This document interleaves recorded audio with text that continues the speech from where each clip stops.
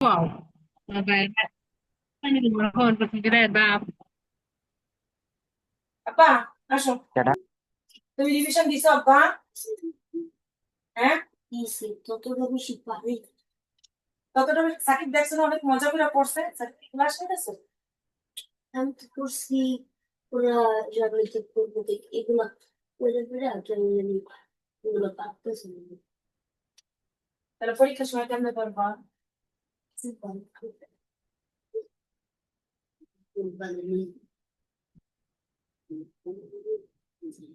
কাউকে ভয় দেওয়া বাইরের মোবাইলটা দাও তো, শোনা মোবাইলটা দাও। একবার মোবাইল আর কিচ্ছু কম না, দাও। হ্যাঁ, ক্লাস ঢুকে গেছে। হুম। আমার স্ক্রিন কি দেখা যাচ্ছে?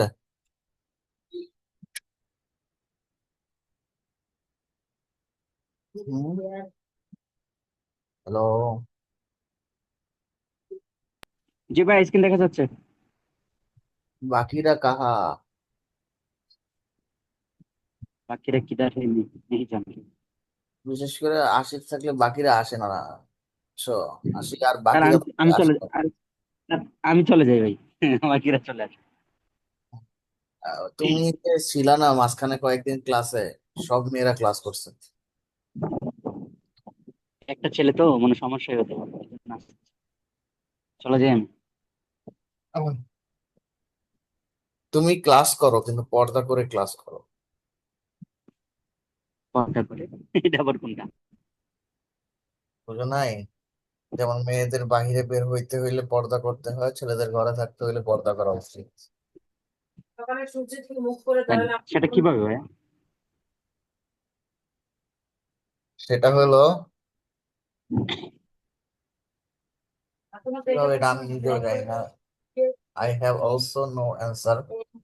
করে দাঁড়ালে এটার আগের ক্লাসটা আমি করিনি ভাই, আগের ক্লাসটা কি আপলোড দিছে? হয় না?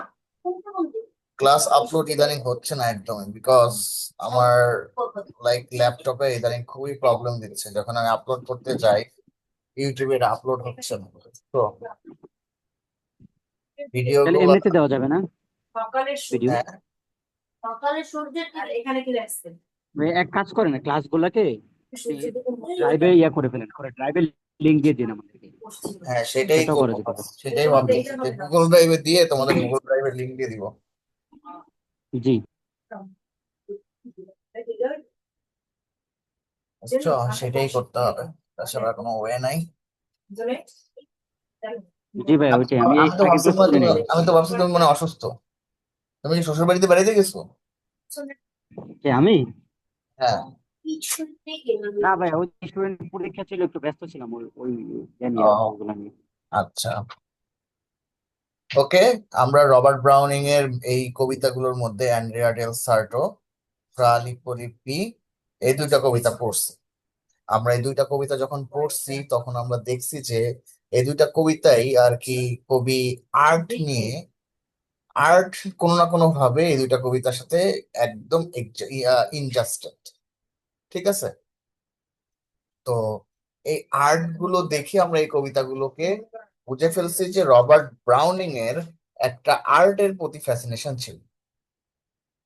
ঠিক আছে? আবার বলি, আজকের ক্লাসের পরে আর রবার্ট ব্রাউনিং ক্লাস হবে না। সো যারা পরবর্তীতে লাইভ রেকর্ড ক্লাস করবা, তারাও এটা ভালো করে, যখন রেকর্ড ক্লাস করবা তখন এটা ভালো করে রিড করার চেষ্টা করবা, যে রবার্ট ব্রাউনিং এর এই যেখানে যে চারটা কবিতা, the last ride together, Andrea del Sarto, Fra Lippo Lippi, my last duchess, এই চারটা কবিতার মধ্যেই সে আর্টের কথা মেনশন করছে। আমরা যখন অ্যান্ড্রিয়া ডেল সার্টোর পড়ি, আমরা দেখতে পাই সার্টো খুবই frustrated. Why Sarto was frustrated? Because Sarto demonstrate his grief that he he he can be a great artist, সে একজন ভালো আর্টিস্ট হতে পারতো, বাট কেন হতে পারে নাই? Because of his wife. তার ওয়াইফের জন্য। সে তার ওয়াইফকে হ্যাপি রাখার জন্য সব করেছে, but at the last time তার ওয়াইফ তাকে তাকে ডিনাই করেছে তার সাথে একসাথে থাকার। তো সে একটা আহ, আহ, একটা ইম্পেরিয়রের ওইখানে গিয়েছিল, ফ্রেঞ্চ ইম্পেরিয়র। ওইখানে তারা আর্টের প্রপোজাল পায়, বাট সেই প্রপোজালের যে তাকে যে বাজেট দেওয়া হয়েছিল সেই বাজেট দিয়ে সে আর্টের কাজ না করে সে তার ওয়াইফ লুক্রেজিয়ার জন্য বাড়ি কেনে। ঠিক আছে, সো এখানে সে অন দ্য আদার ওয়ে সে বড় বড় রাফায়েল এবং মাইকেল অ্যাঞ্জেলোর মতো বড় বড় আর্টিস্টদের কথাও সে মেনশন করেছে। ঠিক আছে, তোমরা শুনতে পাচ্ছ? না শুনতে পারলে বই বলবা। না ভাই, শুনতে পাচ্ছি, বাট আমার বুঝতে কষ্ট হচ্ছে আর কি, আমি আগে কষ্ট করি নাই তো। হ্যাঁ, রবার্ট ব্রাউনিং এর ক্লাস আপলোড দেওয়া আছে, ঠিক আছে, রবার্ট ব্রাউনিং লিখে সার্চ করলেই চলে আসবে। ঠিক আছে, আচ্ছা, তো ঠিক আছে। আবার আমি একটু জি ফ্রা ভাই। লিপ্পির কথা বলি। ফ্রা লিপ্পো ফ্রা লিপ্পো একটা অরফান ছেলে যে কিনা চার্চে থাকতো শুধুমাত্র তার লাইফ লিড বা তার জীবনটাকে সুন্দরভাবে সাজানোর জন্য। ঠিক আছে, তো তার তার জীবনটাকে সুন্দরভাবে সাজানোর জন্য সে চার্চে গিয়েছিল। সে বলেছিল যে একটা অনাথ মানুষের জন্য সবার আগে কি দরকার বলতো? একটা অনাথ বাচ্চার জন্য সবার আগে কি দরকার? খাদ্য ও বাসস্থান, তাই না? একটা জি। অনাথ মানুষের জন্য সবার আগে দরকার খাদ্য ও বাসস্থান। সেই সেই জন্য সে শুধুমাত্র চার্চে থাকতো, বাট সে তার ভিতরে তার ভিতরে কিন্তু সব ধরনের মানসিকতা ছিল। আমাদের মধ্যে যেমন এনজয়মেন্টের একটা চাহিদা আছে, ফিজিক্যাল ডিমান্ড আছে, সে সবগুলোর কথাই মেনশন করছে। তো সে যখন চার্চে কিন্তু নিয়ম আছে, বা তুমি যখন ধরো একটা মসজিদে কোনো মানুষ কি মানুষের নকশা আঁকতে পারবে? কিন্তু পারবে না। অন দ্য সিমিলার না ওয়ে ভাই। ফ্রালিপো ওই চার্চে যত ক্রাফট আঁকতে পারতো সেই ক্রাফট গুলো একে সে স্যাটিসফাই ছিল না। সে চাইতো মানুষের বডি শেপ আঁকতে, ঠিক আছে, যেটা চার্চে নিষিদ্ধ ছিল। তো এই হলো মোটামুটি আর্টের সাথে ফ্রালিপোর সম্পর্ক। On the other way my last duchess আমি পড়াই নেই, এইভাবে ওইভাবে পড়াবো না, বিকজ অতটা টাইম নাই। মাই লাস্ট ডাচেসে কি হয় আমরা দেখবো ডিউক অফ ফ্রেরা। তোমরা ফেরারা একটা ইতালির একটা একটা সিটি, তো ইতালির সেই সিটি ফেরারা শহরে একজন ডিউক ছিল। সেই ডিউকের ওয়াইফকে আমরা বলি ডাচেস। তো duke has had a duchess, ডিউকের একটা ডাচেস ছিল, এখন নাই। সে সেই ডাচেসের কথা বলবে যে মাই লাস্ট ডাচেস। ঠিক আছে, সো লাস্ট ডাচেসের সাথে কেন মেনশন করছেন? Because he captured a picture he captured a picture sorry, say capture করে নাই, ক্যাপচার করেছে একজন গ্রেট আর্টিস্ট, তার নাম হচ্ছে ফ্রা পেন্ডল। ডিউকের আর্টের প্রতি খুব ফ্যাসিনেশন ছিল এবং সে তার ওয়াইফ লাস্ট ডাচেস তাকে খুব ভালোবাসতো, এবং সেই ভালোবাসা থেকে সে ফ্রা পেন্ডলফের একটা ছবি আঁকে। আচ্ছা, তাহলে কি সে কি যেহেতু তার ওয়াইফকে নিয়ে ছবি বাঁধাই রাখছে, তাহলে তো সবাই ভাববে যে না, duke Ferrara duke of Ferrara সে তার ডাচাসকে খুব ভালোবাসতো। আসলে না, ডিউক ফেরেরা হচ্ছে murder of last duchess. Last duchess যে ছিলেন তাকে হত্যা করে এই ডিউক ফেরেরা। কেন হত্যা করে? হত্যা করার পিছনে একটা কারণ আছে। মাই লাস্ট ডাচেসের একটা নর্মাল মাই লাস্ট ডাচেসের একটা নর্মাল এটিকুইট ছিল যে সে সবাইকে স্মাইল দিয়ে রিসিভ করে। ঠিক আছে, সে সবার সাথে খুব হাসি খুশি থাকতো, কারোর সাথে খুব অ্যাটিটিউড থাকতো না। But as a queen Duke এটা পছন্দ করতো না। ডিউক মনে করতো যে আমার ওয়াইফ, সে আমার উপর হাসবে, সে আমার সাথে হাসবে, সে আমার সাথে এনজয় করবে, বাট সে কেন এই স্মাইল গুলো অন্যদেরকে অন্যদের সামনে উপস্থাপন করবে? সো দ্যাটস ওয়াই সে একদিন রাগের মাথায় তার ওয়াইফকে মেরে ফেলে। ঠিক আছে, তার কথা হচ্ছে এখন কিভাবে মারে ভাই? এটা এটা বলে নাই ভাই, চাকু দিয়ে মারছে নাকি গুলি করে মারছে নাকি তলতলোয়ার দিয়ে মারছে কিচ্ছু বলে নাই। ঠিক আছে, বলছে যে মেরে ফেলছে। ঠিক আছে, দ্যাটস ওয়াই এখানে বুঝাইছে যে এবং আচ্ছা, এখানে আরেকটা আরেকটা পয়েন্ট হলো, তোমরা তো জানো যে রবার্ট ব্রাউনিং এর সবগুলো কবিতাই কি কি ধরনের কবিতা বলো তো আশিক, বলতে পারো কিনা দেখি। Dramatic dramatic monologue. Dramatic monologue. আচ্ছা, তাহলে এই ডিউক অফ ফেরেরা যে এই তার ডাচেস সম্পর্কে বলতেছে, কাদের সাথে বলতেছে? লিসেনারদের। আচ্ছা, লিসেনার কারা, তাহলে সেটা একটা question. Listener, who are the listener? আচ্ছা, লিসেনার হচ্ছে এখানে তারা এখানে এখানে লিসেনার হচ্ছে duke Ferrara is now going to marry. সে এখন বিবাহর উদ্দেশ্যে রেডি হচ্ছে, ঠিক আছে। তখনই এগুলো বলতেছে। ইন দ্যাট কেস গ্রিক ফেরেরা, সে তার যখন শ্বশুরের বাড়ির লোকজনরা আসছে তাদেরকে তার গেস্ট রুমে আনে এই পিকচার দেখাইতে। সে বলে যে এই তাদের সাথে একটা গর্ব নিয়ে বলে, এই পিকচার সবাই দেখার ক্ষমতা রাখে না, আমি সবাইকে এই পিকচার দেখাই না, এই পিকচার সবাই আঁকতেও পারে না, ঠিক আছে। এবং সে এই পিকচার দেখিয়ে বলে যে এই পিকচার এঁকেছে Fra Pandolf. In the similar way তোমরা এখানে সবগুলো কবিতারই চেষ্টা করবা যে who are the speaker, who are the listener. Fra Pandolf লিপ্পলিপিতে লিসেনার কে বলতো, বলতে পারবা? মারিয়া, তুমি ক্লাসে ছিলা? আচ্ছা, মারিয়া তো, মারিয়া ক্লাস চালু করে দিয়ে ঘুমাই গেছে। মারিয়া হ্যাঁ ক্লাস চালু করে সবকিছুই করে, ঠিক আছে। আবার হয়তোবা মারিয়ার ক্লাস চালু করে মারিয়া মেয়েই করে ক্লাস, ও হয়তোবা ঘুমাই যায়, এটাই বলতেছি ভাই। ঠিক আছে। আচ্ছা, অথবা মারিয়া ওর হাজবেন্ডকে বলে তুমি ক্লাস করবা, সকালবেলা আমি ঘুম থেকে উঠলে আমাকে বুঝাই দিবে। বুঝছো আশিক? তো জি ভাই, বুঝছি। আচ্ছা, ফ্রালিপলিপিতে এখানে হচ্ছে ওয়াচম্যান, এখানে লিসেনার হচ্ছে কে? ওয়াচম্যান। অ্যান্ড ফ্রা স্পিকার হচ্ছে ফ্রালিপ্পো নিজেই। অ্যান্ড্রিয়া ডেল সার্টোতে অ্যান্ড্রিয়া হচ্ছে স্পিকার, লিসেনার কে? তার ওয়াইফ লুক্রেজিয়া। আচ্ছা, তো আসো এখানে লাস্ট রাইট টুগেদার, এখানে একজন দ্য পয়েট এখানে কোনো মেনশন করে নাই, দ্য পয়েট হিমসেলফ হইতে পারে, provides a darker view of art and life. It highlights power, control, and the observation of beauty. The Duke in the poem reveals his history. Oh, এটা তো my last duchess, sorry. Explores the expectance. He finds solace in present moment. আচ্ছা, এখানে speaker mention করে নাই, লিসেনারও mention করে। Listener তুমি বলতে পারো already to whom the speaker offers লাভ।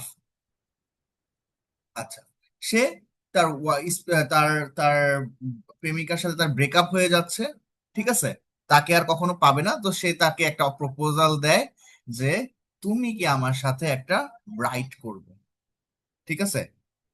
তো উম, তুমি কি কি আমার সাথে করবে একটা বলছেন ভাই? রাইড করবে, রাইড মানে ঘুরতে যাবে, মানে একটা রাইট। হ্যাঁ, বুঝতে পারছি। ঠিক আছে। সো যে তোমার সাথে তো আমার দেখা হবে না, তুমি কি আমার সাথে কক্সবাজার ট্যুরে যাবে? আচ্ছা, সো স্পিকার তাকে বলে যে আসলে তার সাথে এই লাস্ট রাইটের সাথে সে বিভিন্ন মেটাফোর করতে থাকে, এবং সে তার এই লাস্ট রাইট দিয়ে অনেকটা আর কি এক্সপিরিয়েন্স করে যে সে আফটার ডেথ তা হয়তো এই এই দুনিয়ায় পাবে না, কিন্তু পরের দুনিয়ায় সে তাকে পাবে এবং তার সাথে এরকম অনেক ভালো সময় পাস করবে। ওকে, ইন দ্য সেম ওয়ে মোটামুটি সবই বলে দিছি। Robert Browning is a prominent Victorian poet. He often explores the theme of art and life in his poetry. He works frequently explore the complexities of human experience. His dramatic monologue provide deep insight into his views, particularly on the nature of art and the relationship with life. আচ্ছা, Robert Browning এখানে বলছে যে সে তার তার কবিতাগুলোতে maximum এতগুলো কবিতা শুনছো দেখছোই তো, যে প্রত্যেকটা কবিতায় আর্টের একটা থিম রয়েছে। হি ওয়ার্কস ফ্রিকুয়েন্টলি, সে মানুষের হিউম্যান এক্সপিরিয়েন্স গুলোকে, যাদের সাথে আর্ট খুব কানেক্টেড তাদের হিউম্যান এক্সপিরিয়েন্স গুলোকে সে এখানে আহ এখানে শেয়ার করছে। হিজ ড্রামাটিক মনোলগ, তার যে ড্রামাটিক মনোলগ গুলো ছিল, প্রোভাইড ডিপ ইনসাইট, গভীর জ্ঞান আলোকপাত করে ইনটু হিজ ভিউজ, তার যে দৃষ্টি, তার যে particularly on the nature of art and in the relationship with life, যেটার সাথে শিল্পের সাথে মানুষের একটা সম্পর্ক। Let's explore Browning's perspective through the lens of four of his notable poems: The Last Ride Together, Andrea del Sarto, Fra Lippo Lippi, and My Last Touches. Fra Lippo Lippi arts as a reflection of life. তার মানে ফ্রা লিপ্পোর করুণ কাহিনী তুলে ধরবে। Fra Lippo Browning handles the conflict between artistic freedom. আগে বলছে সে হয়তো তার চার্চে সব পাইতো, কিন্তু সে ফ্রিডম পাইতো না, অ্যান্ড রিলিজিয়াস কনস্ট্রেন্টস, এবং তার মধ্যে সে কিসের মধ্যে তার ভিতরে যে সহজাত স্বাধীনতার প্রত্যাশী এবং ধর্মীয় যে বাধা, এই দুইটার মধ্যে সে কনফ্লিক্ট বা সংঘর্ষ ফিল করতে থাকে। Fra Lippo, a monk painter, argues for the depiction of realistic and earthly beauty in his art. সে তার এই রাইটিং এ মঙ্ক এবং অ্যাজ এ মঙ্ক, একজন মঙ্ক হিসাবে সে তার লাইফের সাথে আর্টের সম্পর্কগুলোকে বা একটা মানুষের আর্টের যে সৌন্দর্যগুলো সেগুলো তুলে ধরার চেষ্টা করে। He challenges the church's demand for purely spiritual object. আগেই বলেছি চার্চ শুধুমাত্র অ্যালাউ করে স্পিরিচুয়াল অবজেক্ট, বাট সে চায় কি মানুষের সাথে, সে মনে করে মানুষের স্পিরিটের সাথে বডিও দরকার আছে। Without body no spirit, spirit is nothing. ঠিক আছে, তো লিপ্পো words suggest that art has the power to reveal beauty in everyday life. আর্টের একটা শক্তি আছে, আর্টের একটা স্বকীয়তা আছে যে সে সৌন্দর্য তুলে ধরতে পারে। It encourages people to appreciate the world around them. এটা এনকারেজ করে বা এটা ইনফ্লুয়েন্স করে মানুষদেরকে টু অ্যাপ্রিসিয়েট দ্য ওয়ার্ল্ডকে অ্যাপ্রিসিয়েট করতে অ্যারাউন্ড দেম, তাদের কাছে। Browning advocate the idea that art should reflect reality. Browning এই যে ফ্রা লিপ্পোর মাধ্যমে, চরিত্রের মাধ্যমে একটা একটা আইডিয়া প্রোভাইড করছে, সেটা হচ্ছে যে প্রত্যেকটা শিল্পের, প্রত্যেকটা জিনিসের উচিত কি রিয়েলিটি নিয়ে কাজ করা। It connects with human emotion, তার মানে আর্ট কিন্তু nothing without human emotion. It bridges the gap between the sacred and ordinary. এটা সাধারণ এবং ভীত দুইটার মধ্যেই কানেকশন করে, মানে যেখানে দেখা যায় যে ধর্মীয় একটা মানুষের ভয় কাজ করে, যেখানে সাধারণ মানুষের ভিতরেও কিন্তু ধর্মীয় ভয়ের ঊর্ধ্বে কিছু ইচ্ছা থাকে, তো এই দুইটার মধ্যে সে একটা কানেকশন করার চেষ্টা করে। ওকে, তারপর আসলে the last ride together. In the last ride together Browning explores the theme of acceptance. তোমার আগেই বলি যে এখানে একটা থিম দিছে, সেটা হচ্ছে কি সে তার কি বলে যে গার্লফ্রেন্ড, তাকে বলে যে তুমি চলো আমরা একটা রাইড দিই, সেইটার মাধ্যমে সে একটা অ্যাকসেপ্টেন্স শেয়ার করে। He find solace in the present, সে একটা প্রেজেন্ট মোমেন্টে একটা স্বস্তি খুঁজে পায়। The speaker faces rejection in love, স্পিকারকে হঠাৎ করে ব্রেকআপ করে দেয়, দ্যাটস মিনস কি সে আর ভালোবাসা পাচ্ছে না। He takes a final ride, সে একটা ফাইনাল রাইড নিচ্ছে উইথ হিজ বিলাভেড, তার বিলাভেডের সাথে। ডিসপাইট হিজ ইনিশিয়াল ডিসপেয়ার, যদিও তার মধ্যে একটা হতাশা কাজ করছে, he finds peace in the experience, সে তার এক্সপিরিয়েন্স দিয়ে বা সে একটা এক্সপিরিয়েন্স কি করতে চাচ্ছে, এক্সপিরিয়েন্সের নিয়ে একটা সুখ লাভ করতে চাচ্ছে। He suggest that the journey itself holds value regardlessly of its outcome. সে সাজেস্ট করে যে দ্য জার্নি ইটসেলফ, তার যে জার্নি, এটা কি holds value regardless of its outcome. তারপর কি বলছে, this line reflects the speaker realization in failure in human experience. Browning suggest that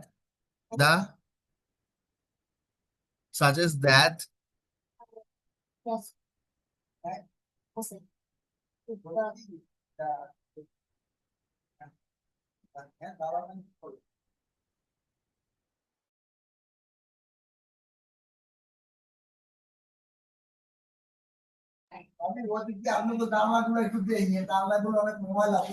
Andrea del Sarto, the struggles of the artist. The Andrea del Sarto কি support করে as artist, সে কি struggle face করতেছে। তো Andrea del সার্টো এখানে বলে সে একজন ফল্টলেস painter হইতে পারতো, সে এমন একজন পেইন্টার হইতে পারতো, সে সবাইকে ছাড়াই যেতে পারতো, বাট সে পারে নাই because of his mischievous work to cheat with the king. King এর সাথে চিট করার কারণে সে এটা পারে নাই। আন্দ্রেয়া আ পেইন্টার, আন্দ্রেয়ার একজন কি একজন painter, laments his inability to achieve the greatness of the contemporaries due to his lack of ambition and his overbearing wife. Andrea তার সাফল্যে পৌঁছাইতে পারত যদি তার এই ওয়াইফকে সে এত বেশি ভালো না বাসতো এবং তার ওয়াইফের এত বেশি অ্যাম্বিশন না থাকে। বাট দিন শেষে সে তার ওয়াইফের অ্যাম্বিশন ফিল আপ করেও সে তার ভালোবাসা পেতে ব্যর্থ হয়। Here, Browning emphasizes his importance of aspiration. Andrea Lemons reveal the tragedy of setting of less and necessity of seeking something greater. সে বড় কিছু খুঁজছিল and if it remains out of reach, এবং সেটা তার থেকে চলেও গিয়েছে।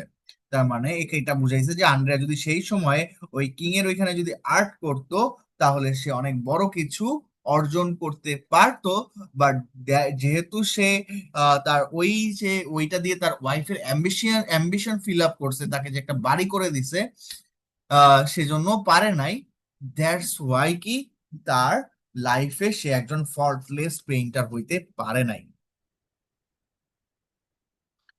আচ্ছা, মাই লাস্ট জাস্টিস অলরেডি বলছে, এখানে দেখো provide darker view of art and life. It highlights that the theme of power. তার মানে থিম অফ পাওয়ার কি হবে, আমরা দেখতে পাই দ্য ডিউক খুবই একটা কি বলে খুবই একরোখা মানুষ, যে কিনা তার ওয়াইফের হাসি বন্ধ করে দিয়েছে কিভাবে, তাকে মেরে ফেলে। সে বলেছে যে তোমার হাসি সবার জন্য না। কন্ট্রোল, সে তার ওয়াইফকে ডোমিনেট করছে। তার মানে এখানে একটা থিম সার্ভাইভ করে, যেহেতু তার ওয়াইফকে সে অন্য কারোর সামনে শাস্তি দেবে না, সেখানে কি সে তার ওয়াইফকে কি কন্ট্রোল এন্ড ডোমিনেট করে। And the objection of beauty, পাশাপাশি সে বিউটিও শেয়ার করে, যে তার লাস্ট জাজেস কি অনেক সুন্দর ছিল, এত সুন্দর ছিল দেখেই, তার হাসি অনেক সুন্দর ছিল দেখেই সে তার হাসিটাকে কি করে রাখছে, তার হাসিকে সে ধারণ করে রাখছে পোর্ট্রেট দিয়ে বা পিকচার দিয়ে। ওকে, তারপর কি বলছে দেখো। আচ্ছা, the duke in the poem reveals the authoritarian nature মানে কর্তৃপক্ষের মতো আচরণ করে বা কর্তৃত্বপূর্ণ আচরণ করে through his treatment of his late wife. সে তার ওয়াইফকে যেভাবে ট্রিট করেছে সেটার দ্বারা আমরা বুঝতে পারি সে তার ওয়াইফের উপর খুবই কর্তৃত্ব আরোপ করত।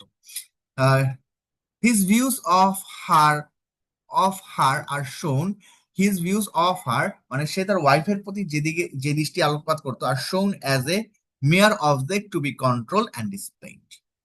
The Duke coldly describes, সে বলছে that's my last duchess painted on the wall. দেখো আমার লাস্ট ডাচেস কি করছে, ওয়ালে কি আঁকাইতো আছে বা অঙ্কিত আছে, লুকিং অ্যাজ হিফ, তাকে দিকে তাকাও, অ্যাজ হিফ যেন she were alive, সে এখনো জীবন্তই আছে। The Duke jealous and need to dominate are starkly evident. আর ডিউকের যে ডোমিনেন্ট আচরণ সেখানে কি পরিপূর্ণভাবে প্রকাশ পায়। Through this character, Browning satirizes the misuse of power. এখানে ব্রাউনিং স্যাটার করছে যে আসলে একটা ডিউক সে তার ওয়াইফ শুধুমাত্র অন্য সবার সামনে হাসতো দেখে সে তাকে কিল করে ফেলছে। In this 4 poem, Browning acknowledges humans may fail. এই 4টা কবিতা দিয়ে আমরা বুঝতে পারি ব্রাউনিং জানতো যে হিউম্যানস মে ফেল, মানুষ কি ব্যর্থ হতে পারে, but should celebrate life's journey, কিন্তু তার উচিত এই ব্যর্থ হোক আর যাই হোক তার লাইফের জার্নিটাকে কি সেলিব্রেট করা উচিত। হি সাপোর্টস আর্টিস্টিক ফ্রিডম, সে মানুষের আর্টিস্টিক স্বাধীনতা বা শৈল্পিক যে চেতনা, সেই চেতনার স্বাধীনতা চায়। রিয়েলিজম, বাস্তবতা চায়। And the connection off art and human emotion, এবং মানুষের মধ্যে কি আর্ট এবং হিউম্যান যে আবেগ রয়েছে সেগুলোকে সে কি করতে চায়, কানেক্ট করতে চায়। Browning warns against powers dangers, he highlights the moral aspects of art and relationship, it offers a deep understanding of life and art. আচ্ছা, তাহলে এই কোশ্চেনটা তোমাদের ফাইনালও আসার মতো প্রশ্ন, টেস্টেও আসার মতো একটা কোশ্চেন, ইভেন ইন কোর্সেও আসার মতো একটা question. So you should not deny this question. Ashiq, clear? মোটামুটি কোশ্চেন করে একটু একটু কনসেপ্ট পেয়ে গেছো না কবিতাগুলোর? জি জি ভাইয়া, জি। এটাই হওয়া উচিত। হুম, তাহলে কবিতা চল। কি 2টা পড়াইছেন এখান থেকে? 4টা থেকে 2টা পড়াইছেন? হ্যাঁ, 2টা পড়াইছিলাম। যে 2টা ইম্পর্টেন্ট ওই 2টাই পড়াইছে, আর এই 2টা থেকে মনে করো আলাদা কোশ্চেন আসার চান্স আছে। মানে এই 2টা থেকে কোনটা সিঙ্গেল পড়াইছেন? অ্যান্ড্রিয়া ডেল সার্ট তো, আর হচ্ছে ফ্রালি। লিপ্পি, হ্যাঁ, কি নাম, মুখে তো আসতেই দ্যাটস ওয়াই এই 2টা কবিতা আলাদা পড়িয়েছি। তোমরা ইউটিউবে এই 2টার ক্লাস পেয়ে যাবে। অলরেডি আছে, তোমরা আর কি ক্লাসগুলো সার্চ করলেই পেয়ে যাবে। আচ্ছা, পড়েন। ঠিক আছে। একটা মানুষের $2000 কি হয়? বাংলাদেশ টিমকে ম্যাচ উইনিং এর জন্য $2000 দিছে। আজকের ম্যাচটা যদি দিচ্ছ এটার জন্য, হ্যাঁ, এটা তো এটাও ডিজার্ভ করে না, এটা তো বেশি দিয়ে দিছে ভাই। আহ, বাংলাদেশ টিমটা 2011 সালে বাংলাদেশ টিমের মতো হয়ে গেছে। তখন তো আমাদের আশা ছিল না, আমরা জানতাম না নিয়ে বসতো। আশা ছিল না, ঠিক আছে, কিন্তু তখন এক সময় আমার এত কষ্ট লাগছে, 57 রানে অল আউট হয়েছে বাংলাদেশ। হ্যাঁ, ওকে, নাও আমরা এখন দেখি কি করবো। আমার লাস্ট ক্লাসে ইলিয়াড ইলিয়াড ওদেরকে রিভাইজ দেওয়াইছি। সো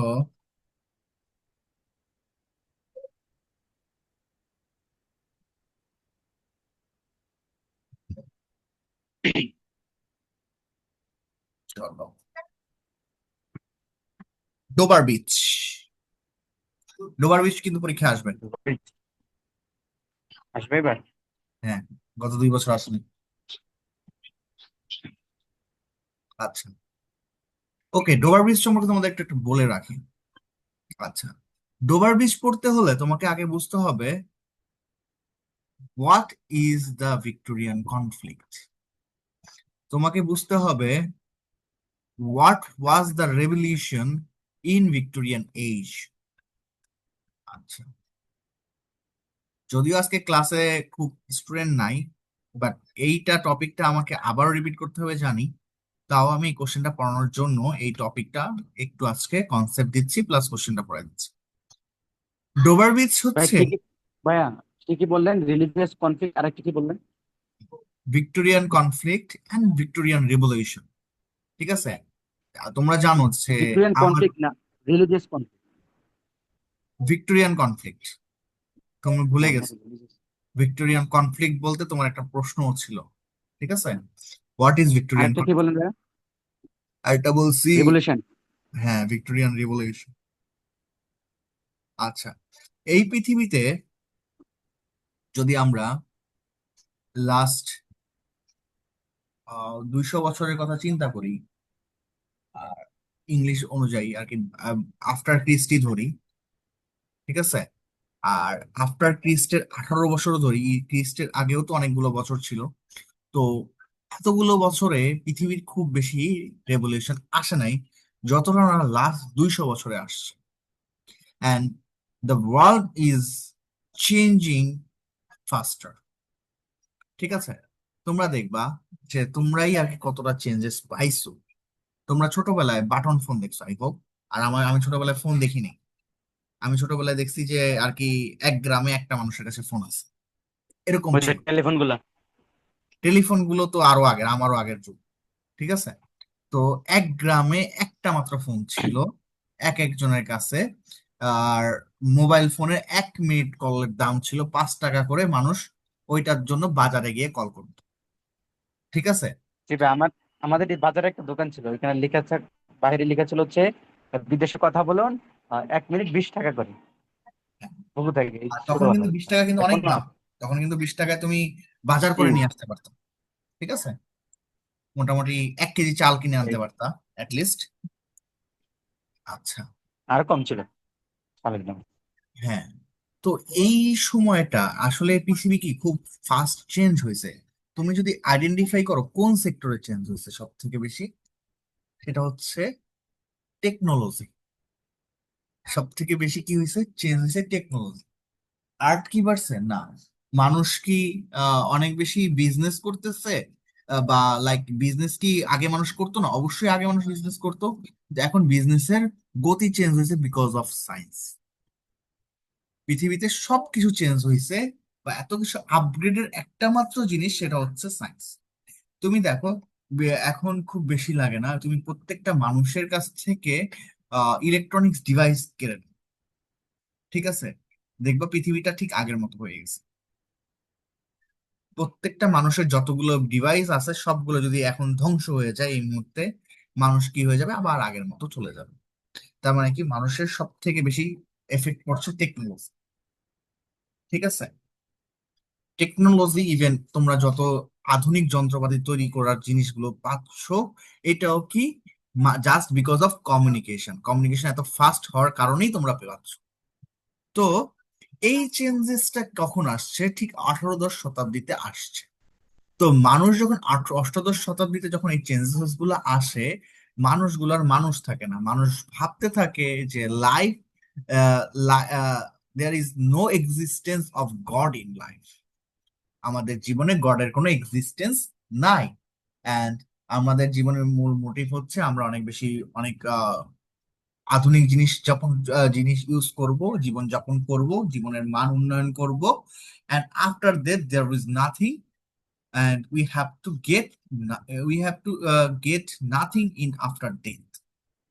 ওকে, এই সময়ে যে মানুষ কি হয়, অনেক বেশি বেপরোয়া হয়ে যায়। তারা কি, যেখানে একটা লাইক ফিলোসফার বলছে, where there is no God there is no peace, ঠিক আছে। সো মানুষও কি আস্তে আস্তে অনেক বেশি ভায়োলেট হয়ে যায়। তো এই সময় বিভিন্ন writer such like Matthew Arnold, তারা কি করে, বিভিন্ন কবিতা লেখে, কি, জাস্ট মানুষকে রিলিজিয়াসের ইম্পর্টেন্স বোঝানোর জন্য। সো ডোবার বিচ হচ্ছে এমন একটা কবিতা যেখানে কবির মূল উদ্দেশ্য ছিল কি, মানুষকে বোঝানো যে লাইফটাকে রিলিজিয়নের খুবই দরকার রয়েছে। ওকে, ডোবার বিচটা কি? ডোবার বিচ হচ্ছে ইংলিশ চ্যানেল এবং ফ্রেঞ্চ চ্যানেলের মধ্যে একটা বর্ডার। তোমরা জানো যে নদীগুলোর পথে যে বর্ডার, যেগুলো বর্ডার করা থাকে, সেটাকে আমরা বলি চ্যানেল, ঠিক আছে। সো ডোবার বিচ হচ্ছে তেমন একটা জায়গা। তো তো এই ডোবার বিচের সামনে দাঁড়িয়ে the poet and his wife enjoying the beauty of sea Dover beach, but the poet is very much exhausted and depressed. Why? বলতো কেন কবি খুবই exhausted and depressed? বলতে পারো কেন, কেন পড়ছিলাম কবি? আমার যতটুকু মনে আছে যে নদীর যে আরেকটা সাইড আছে চ্যানেলের ওই সাইড নিয়ে হচ্ছে চিন্তিত। নো, ওইখানে আলো, এরকম আলো নেই, ওইটা নাকি? নো। কবি কবি চিন্তিত ছিল। কবি ভাবতেছে যে সাগরের যে উত্তাল উত্তাল ঢেউ যেভাবে আছড়ে পড়ে মানুষের মধ্যে, এই সায়েন্সের রেভলিউশন মানুষের মধ্যে পরস্পরকে এইভাবে আছড়ে ফেলছে, ঠিক আছে। And there is no peace in between human beings. মানুষের মধ্যে কোনো পিচ নাই। এবং যদিও সাগরটা খুবই সুন্দর, কিন্তু কবির মধ্যে খুবই ডিপ একটা কষ্ট আছে। সে সাগরের শব্দে একটা আর্তনাদ শুনতে পায়, ঠিক আছে। তো ওকে, আমরা একটু শুরু করি। ম্যাথু আর্নল্ড ডোবার beach is a wonderful poem full of sensory images. ভাইয়া, দেখতে পাচ্ছি তো ভাইয়া, স্ক্রিন দেখতে পাচ্ছি না। কি বলছো? স্ক্রিন দেখতে পাচ্ছি না, আপনি ব্ল্যাঙ্ক স্ক্রিন চালু করে আছেন। স্ক্রিন তো চালু করাই। ও আমার, ও ও আগের ডকুমেন্টস অন করা। এখন দেখতে পাচ্ছো? জি জি, এখন দেখুন। ওকে। তো ম্যাথু আর্নল্ড ডোবার beach is a wonderful poem full of sensory images. এখানে অনেক বেশি সেন্সর যেগুলো তোমাকে খুবই সেন্সিটিভ মনে হবে বা তোমাকে নাড়া দেবে। This images help readers clearly imagine.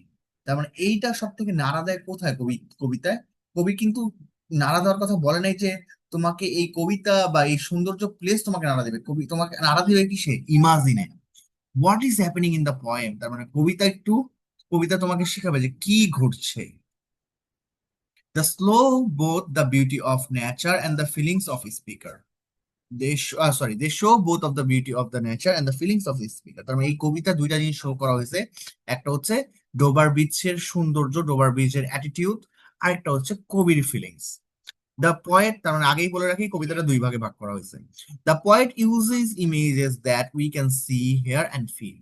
কবি কি এখানে বিভিন্ন ইমেজারি তৈরি করছে যে যেগুলো আমরা দেখতে পাই, যেগুলো আমরা শুনতে পাই, ফিল করতে পাই। মানে আর কি তোমার সেন্সুয়ালিজম পড়ছো না, এটা অন টাইপ অফ সেন্সুয়ালিজম এর কথা বলছে।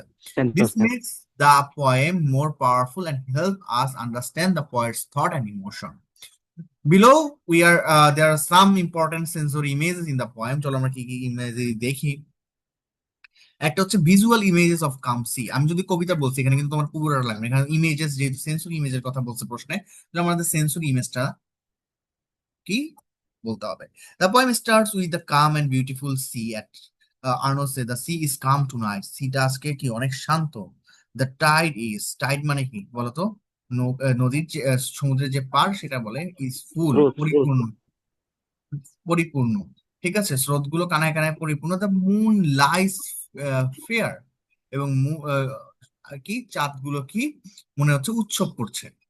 আপন দ্য স্টায়ার্স, যে কি তারাগুলোর মাঝখানে। The line shows a peaceful sea scenes under soft moonlight. একটা মুনলাইটে বা একটা চাঁদনি রাতে পিসফুল একটা শান্ত সমুদ্রের পাড়ের দৃশ্য। দেখে চোখ দিতে মনে হচ্ছে। Words like calm, full, and fear gives us a clear, quiet picture of the sea। তার মানে এই তিনটা ওয়ার্ড আমাদেরকে কি সি এর দিকে ইঙ্গিত করে। The moonlit makes the sea look lovely. এই মুনলিট যে একটা চাঁদনি রাতের যে সি উপভোগ করা সেটা আমাদেরকে অনেক বেশি আনন্দ দিবে, তাই না? এখন যদি তুমি চিন্তা করো তুমি কক্সবাজারের পাড়ে শুয়ে আছো, অনেক সুন্দর চাঁদনি রাত, স্রোত গুলো এসে আসছে পরে একটা শব্দ শুনতে পাচ্ছ, ওয়াও ফ্যান্টাস্টিক, তাই না?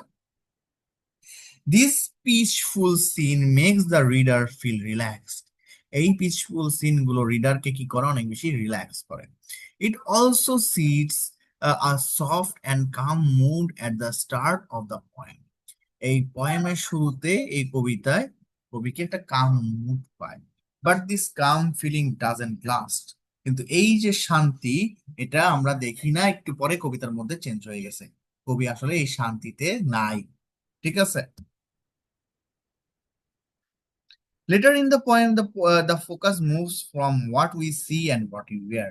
এখানে কবি আর কি ডিফারেন্স তৈরি করবে যে আসলে আমরা যা এই সমুদ্র থেকে দেখছি আসলে কবি কি ফিল, কবি কি ইমাজিন করছে। Listen you hear the grating roar. ধরো তুমি শুনছো আর কি, শুনো। You hear the grating roar, তুমি একটা কি আর্তনাদ শুনতে বা একটা গর্জন শুনতে পাচ্ছ। অফ পিবেলস, নুড়ি পাথরের, which the waves draw back and fleeing। যেটা কবি ওয়েভসটা কি ব্যাক এন্ড ফোর্থ হিসাবে আছড়ে পড়ছে। This part describes a rough and loud sound made by the pebbles। যখন সমুদ্র ওই পিবলস গুলোর উপর আছড়ে পড়ছে তখন কি একটা লাউড সাইন, একটা গর্জন শুনতে পাচ্ছ বা একটা আর্তনাদ শুনতে পাচ্ছ। Words like grating and roar show that the sound is strong and not pleasant। তার মানে যদিও সমুদ্রটা শান্ত, বাট সমুদ্র যখন ওই পেবলস এর উপর বা নুড়ি পাথরের উপর আছড়ে পড়ছে তখন কিন্তু আর সমুদ্র শান্ত থাকছে না, এটা কি অনেক বেশি আর্তনাদ সৃষ্টি করছে। That's the reason of fear.